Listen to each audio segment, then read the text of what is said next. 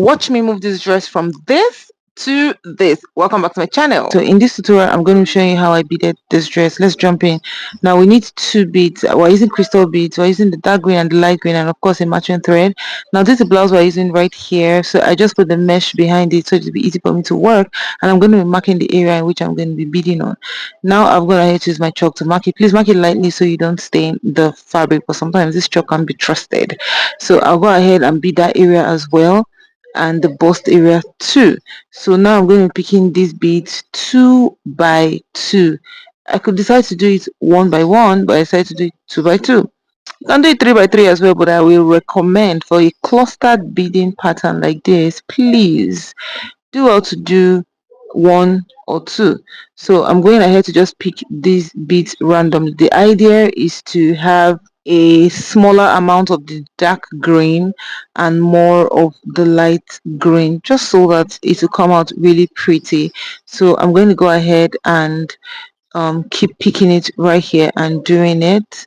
Just pull and make sure the fabric is not ruffled up, as you can see. So each time I pull out a needle, I make sure I arrange the fabric a little bit, arrange the beads, arrange the fabric, just so that you don't have a situation where the needle pulls the fabric and is ruffled up. So just gently do that, and always bring out a needle under a particular bead. That's one way it is easy to do a clustered beading style. So whenever you bring out the needle, always make sure it comes out from as close as the former beads as possible. Even better, let it come out from under the other bead. That way it's easy for you to, at the end of the day, have a holistic work and all that. But for now, it's still looking a little bit scattered because of course I just started. But as the work progresses and as feelings are going on, you see that it will come around and come alive. This is usually the period where I'll just fast forward it, because I just feel like, okay, you get it, so you see the progress. But sometimes some of you just told me that, oh, you're too fast, kindly slow down. So I've decided to do a more slow down video just so that everybody be happy. So this is basically what it will look like as the work keeps progressing. So it has clustered right now because I filled it out. This is another one, and then this is a bigger version of it when I was almost done. Now I'm going to be beading the edge of this blouse, like the bottom edge of the blouse, and the sleeve as well.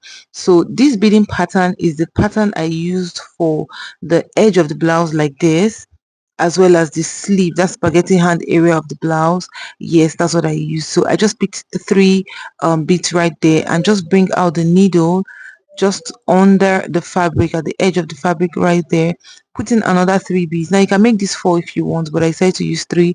Put the needle in front of where the bead ends, and just bring out the needle beside the beads, as you can see. Put a third one, just put it in. Make sure you put it just in front like that. Yeah, and then tilt the bead sideways and just bring out the needle beside it. So I'll just do a 4th one right there, and I'll repeat the same progress until I go all the way around the edge of the blouse.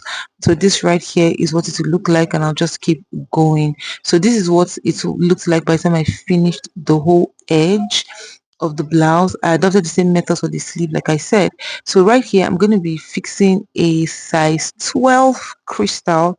I'm going to be throwing it randomly on the mesh of the hand as well as the body of this particular blouse, just so that it gives the outfit a lift. Remember that initially we used a matching thread, but this time around it's important to use an invisible thread, just so that whatever attachments that you're doing would not show. It will look like it came with the fabric, or it was just gummed to the fabric and not sewn, because if you sew it, your thread will be visible. And that's how I was able to attach this to the body and the mesh as well. So this right here is the finished work. Remember that I adopted the same method at the bottom on the sleeve as well.